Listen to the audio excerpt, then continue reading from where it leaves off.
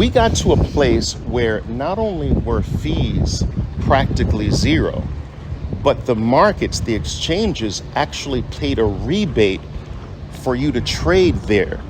So a lot of people don't realize that the equity market in particular, because that was my specialty, the equity market is very splintered.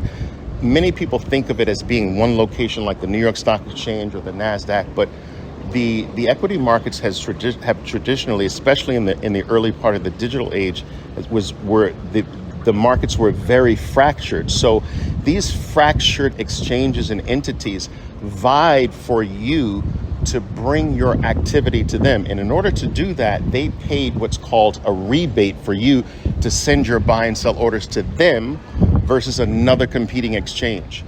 This rebate made the cost of trading negative.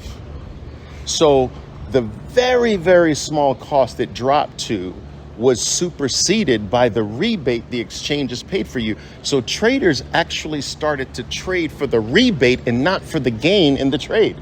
Because just by trading the stock back and forth with no movement, you made a net positive return on the rebate, versus the lower cost of the actual transaction itself.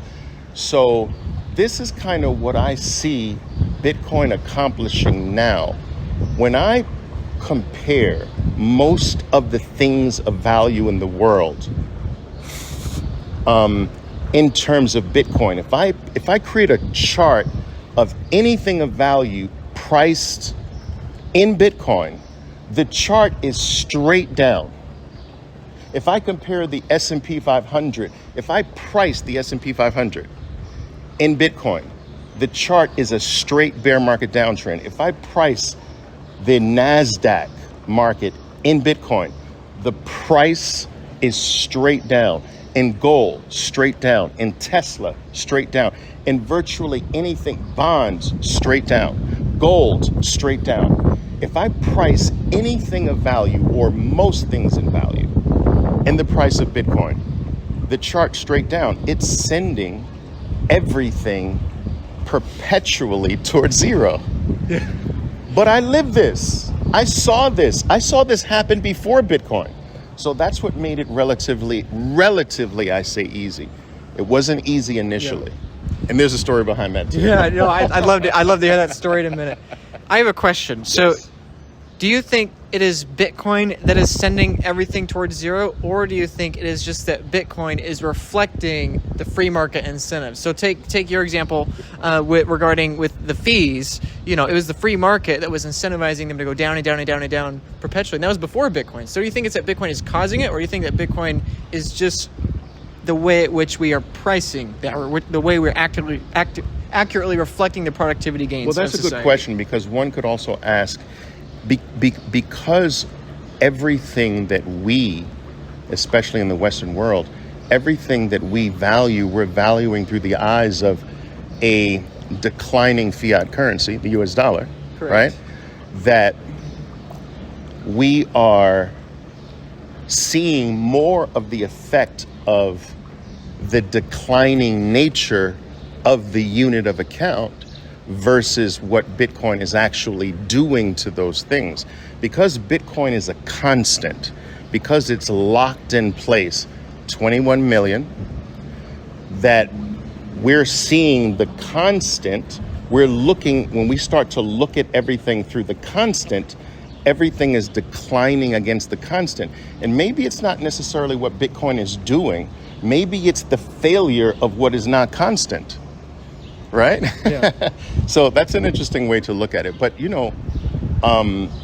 just to also touch upon the 21 million cap, I'm of the thought, and I would like your opinion on this, I'm of the thought, Luke, that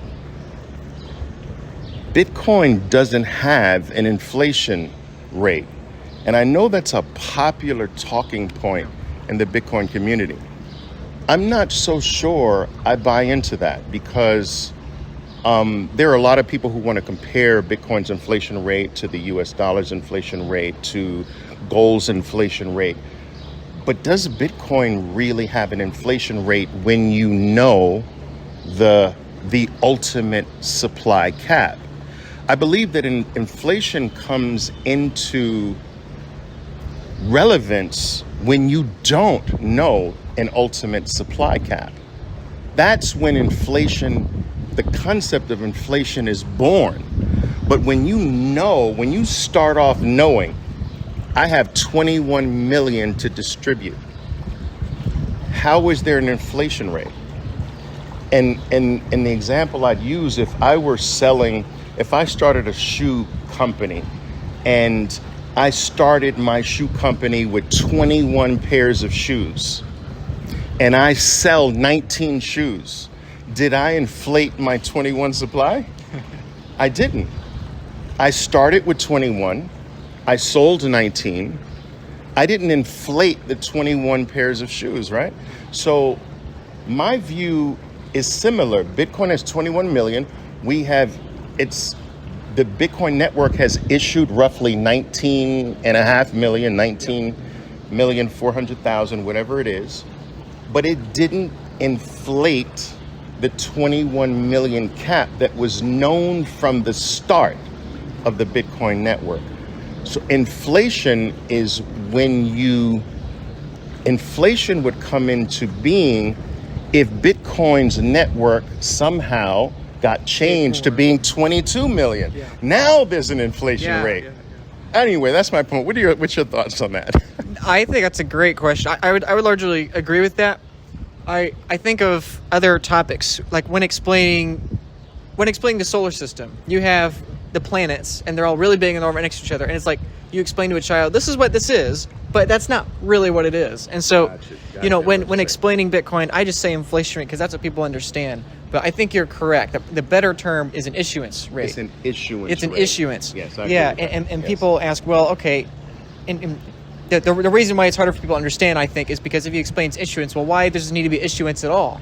Why not have them all at first? But then obviously the problem then is that if you had all 21 million at first, people would have been able to buy them all up when they were 6 cents, $3, $30. Right. And so there has to be an issuance so that when the miners are putting in the work for the network, then that can be released to them and it can be fairly equitably distributed on the miners who then have to sell it onto the market. So yeah, I would agree with you that an inflation is increasing the total supply, and that Bitcoin's inflation rate is probably more accurately an issuance. Yeah, right? and I agree with that. I'm certainly not trying to suggest that there's no benefit in explaining it that way, because sometimes we need some point of a point of reference for other things that we consider of value. And so since everything else has an inflation rate, it kind of helps sometimes when you look at how low Bitcoin's issuance rate, which we call an inflation rate, is, and it's becoming lower and lower. So I'm glad that you're taking the time to learn about Bitcoin, learn about Bitcoin's potential future value, both in terms of political currency units and on society as a whole. And I'm really glad that you're taking the effort to study and educate yourself about Bitcoin. However, I must make this message incredibly clear. If you are learning about Bitcoin, you must begin also learning about self-custody and taking possession of your own keys. This is really, really important. You can watch as many YouTube videos as you want talking about how Bitcoin is going to skyrocket in fiat price and how the number is going to go up. You can talk about that all you want. You can daydream about this kind of vertical spike action for Bitcoin. You can daydream about this all you want. But my encouragement to you is that this is not a meme. This is not something to be taken lightly. We can think that this is a good thing, and it is a good thing ultimately for Bitcoin's long-term adoption, but this is real. Okay, this really happens in countries. It may not happen in your country for some time. It may happen at a stair-step fashion, but this is not a meme. This is not a joke. And so, therefore, you need to take self-custody really, really seriously, okay? I work full-time in self-custody solutions for people. I help people set up their multi-sig vaults. I help people set up their estate plans. I help people with a collaborative custody partnership and collaborative custody models, okay? This is a chart of the amount of interest we have at the Bitcoin Advisor, the company I work at, okay? This is not me personally. This is the whole company. We've been in business 7 years. Not a single client of ours has ever lost a single sat, okay? And we have a good number of clients, and this is our demand. My point in showing you this chart, my point in showing you this message right now is that it is increasingly urgent, increasingly important that you begin taking self-custody very seriously. I'm telling you, I'm on the inside of this all day, every day, 6 days a week, and demand for self-custody is skyrocketing, okay? The kinds of clients we have, the number of clients we have, the conviction in the clients we have, it is only going up, okay? And people are booking meetings with me weeks, okay, in advance. In some cases, over a month in advance. And we are in bear market, okay? That chart, this chart right here is from October 2023. Okay, bear like incredible low interest globally in Bitcoin, and our demand is still skyrocketing, it's still spiking. And my encouragement is that if we have a bull run, if we have parabolic spikes such as this, where Bitcoin goes rapidly upwards in terms of price, if we have these periods of time, okay, transaction fees are going to spike. Okay, exchanges are going to halt withdrawals. Okay, people are going to panic. They're going to smash by any price. Okay, it's going to be increasingly difficult to have any time with people to help you in your self-custody setups. So first and foremost, whatever you do, whether you work with me at the Bitcoin Advisor, whether you go somewhere else, whether you figure it out on your own, whatever the case, please start figuring out self-custody. Hot wallets, cold wallets, cold wallets, single sig, multi-sig, whatever you do, just start figuring it out now, because I'm increasingly alarmed by the number of Bitcoiners that do not have self-custody. So please, if you have any Bitcoin self-custody, but especially if you have a large amount of Bitcoin in self-custody, please start taking this stuff seriously, because it's only going to be increasingly important in the future. And so if you like to work with me, if you like to hear my opinions, perspectives, and ideas on this topic,